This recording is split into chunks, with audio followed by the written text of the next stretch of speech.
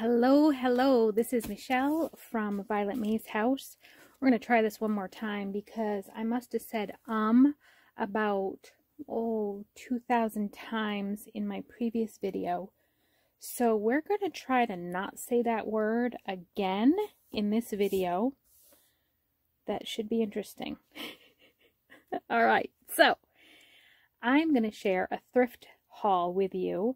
However, I ended my last video, the video, with these. So we're going to start with these. All right. I figured I would show also something that I bought myself for a treat. These three amazing magazines, Where Women Create. This one actually has Kelly May. I'm trying to get to her front page because this is Kelly May Krentz. Look at that amazingness. So if you need to be inspired at all, I suggest going to pick up a couple great magazines that inspire you, because they're just filled with great ideas, inspiration. If you get stuck, you can, and these are timeless. These are timeless magazines. Yes, they're a little pricey, but they're just filled with goodness. Filled with goodness. This one has Nellie Wortman in it. She is another person that I absolutely love her style. And I have taken some, look at her. This is one of her shelves. I have taken some of her online classes. She is just remarkable. Her story is beautiful. She's beautiful. Both of those women are such an inspiration. So I wanted to share those. So now we're going to start backwards with this video. And I don't think I have said that word yet, so that's a good thing. All right. So this is a box of old magazines. 1871, 1879, 1886. They have fabulous advertisements in the back. Look at the old shoes. And I love reading about the different ailments people had and what they used. Look at the flowers. It's just these are great magazines. So I got a box of those. All right. Then this is a book of old German newspapers that they actually bound. It's from 1904.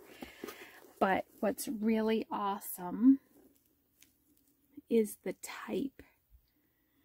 Do you see the font? It's just so fancy. I have no idea what any of that says. So my apologies if it says anything super bad. But the whole book is that. And towards the end of each newspaper is a page similar to this where I'm trying to do it. It goes over like the see the different sun and moon, the almanac, that's the word, Michelle, almanac. Look at it, they're just super cool. Oh, that font. It looks like so regal. So that was very cool. That was a cool find.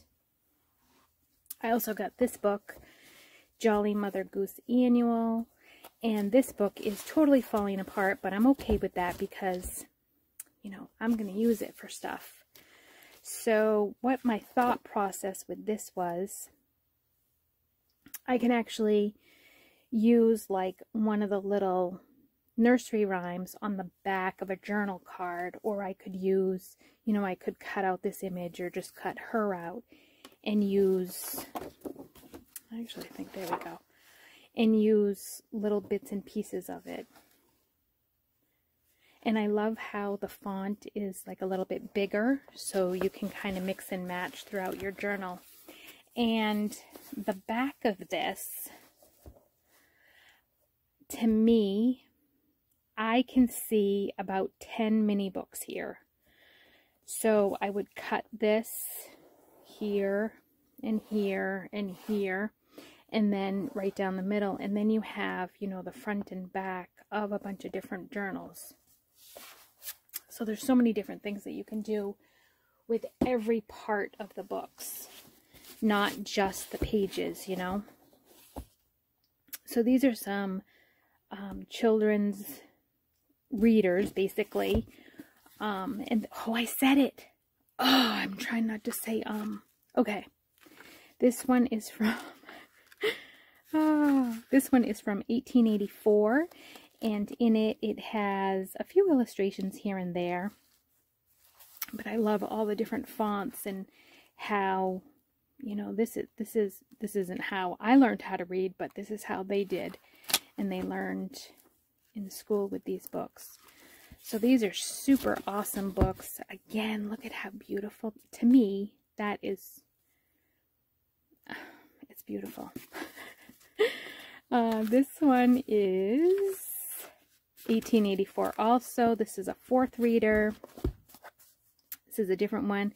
Similar style. It's still a reader, but it's a little bit larger font, and it has some really sweet images. Look at those birds.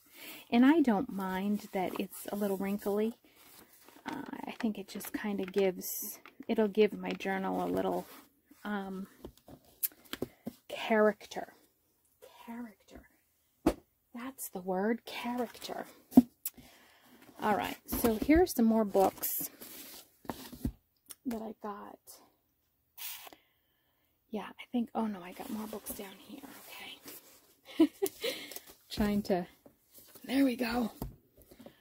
All right, so let's go through these books. Now, all right, so I'm in my 50s.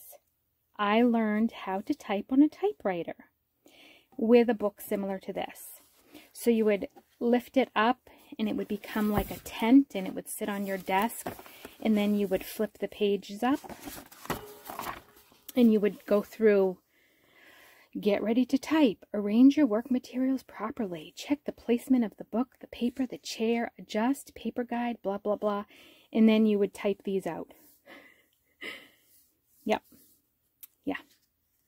So that's how I learned how to type. But how cool to use, you know, this part. So the book is just filled with that. Ooh, I love it.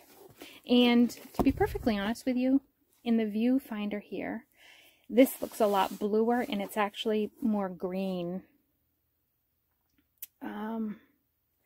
and dirty. So, but it's like filled with awesomeness.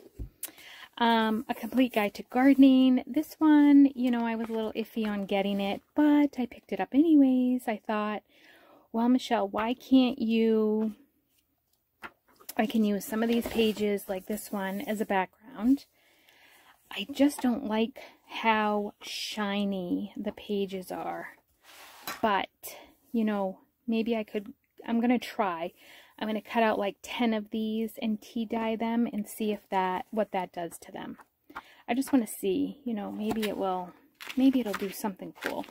This would make a nice page inside of a journal for somebody that likes roses. And so the complete, I've got a terrible glare, I'm sorry. The Complete Guide to Gardening, and it is copyright 1997, I think. Where is it? Yep, 1997. So it's, believe it or not, vintage. Okay, ABCs of Nature. This one's from Reader's Digest, and this has animals, birds, all sorts of cool stuff in it. Again, it's got shiny pages, but I liked the variety that was in it. You know, I mean, there's like little guys in there, there's birds, there's floral, Oh, it's so pretty. Okay, so there's that one. And this one, I believe, is 1984. So there's that one. This one, I think I probably have 6. 1, 2. Yeah, I have 4 up there, and I think I have 4 in my other room. These books are amazing for fussy cutting. If you love adding birds to your pages in your journals, this is amazing for fussy cutting. You know, just tear out a few pages, grab a pair of scissors, and have some therapy. This one, copyright 1966. Heidi Grows Up. You can never go wrong with a Heidi book, right?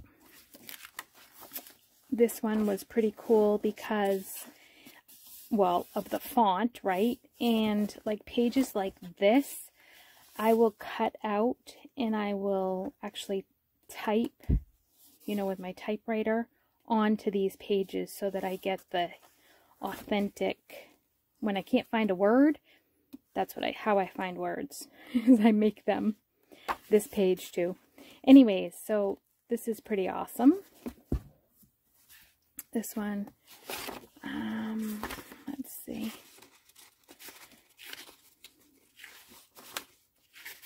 This one doesn't say. 1938. Can you believe that book's been around that long? It's crazy. Can't go wrong with French, right? French words. Very fun. Great. Oh, I used it again. I'm not supposed to say You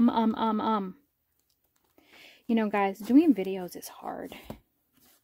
You got to worry about where the camera is and that it's plugged in and that the cord isn't there and the lighting is good. And oh my goodness sakes, I don't know how people do it.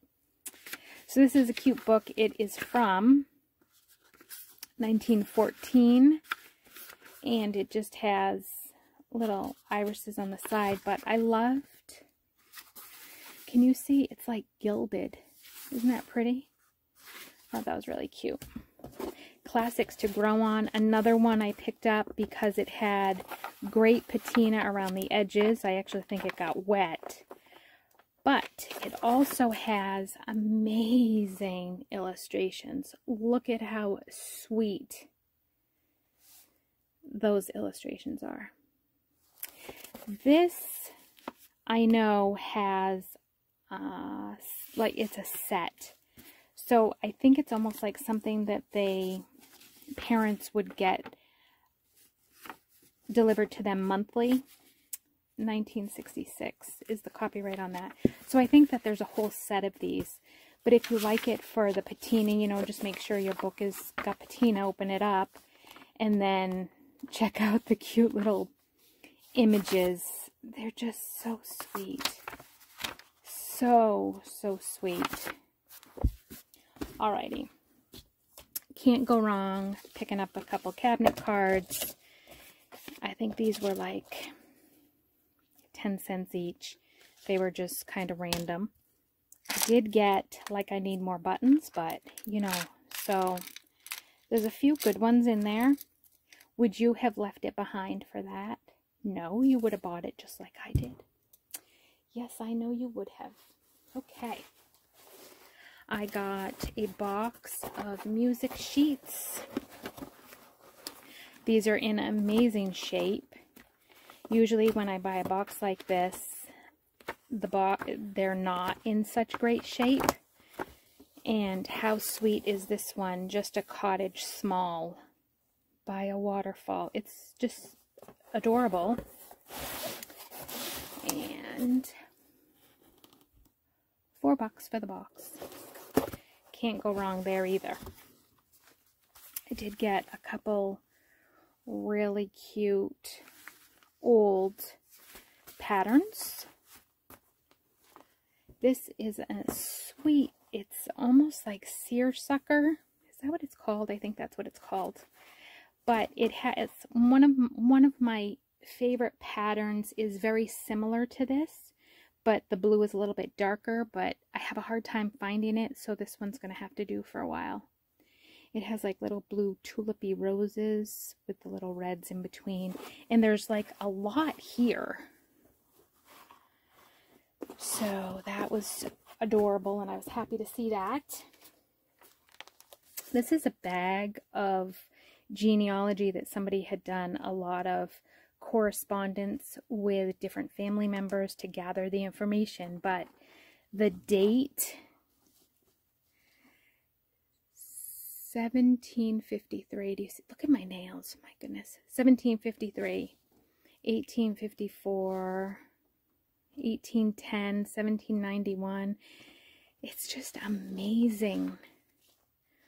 So I love it because it's handwritten, and the paper is, I can't explain it. It's not a linen because it's thinner than that, but it's the whole pack in here is just oh, lovely. Alrighty. You know I love my little books, right? So this is Daily Comfort and Prayers. Let's see. I said it again. Do you believe that? 1898. And every day it has a special little prayer or a thought. It's just very, very sweet. Look at that. It's tiny and cute. This is an order book, and it just has, you know, pages for this person they did ordering, basically. Let's see what they ordered. Oh, it doesn't have, like, it's just a number. So that's kind of cool. This is a box of old sewing stuff. And you can see it's like jam-packed. But I love this sort of stuff because, you know, you can just like rip this little area off and use the number 2, or add this whole thing to a page, or take off a couple of these and sew them onto a page and use them to fasten stuff into your journal. I thought that was pretty cool. All right, is that everything? Oh, I think that's everything. I think that's everything. I did get a couple teacups because I have a project I'm doing, and it involves teacups. These are cute little bluets. I think that's what they're called, is bluets. And then these little small creamers, which are very sweet. I actually like that side better. Very, very sweet. I loved them. Hand painted, bone china. Yeah. So, I will list a couple of the shops that I went to gather this stuff. It's about a week's worth of thrifting, and I had a great time hunting and gathering and daydreaming about all the things I want to do with this stuff. So, I hope you enjoyed this video. If you did, let me know that you would like to see more thrift hauls, and I will be happy to share and show, because, you know, sometimes we can't always get out, and I can. So there we go. All right, I will talk to y'all later. Thanks for joining me, and I will chat with you soon. Bye-bye.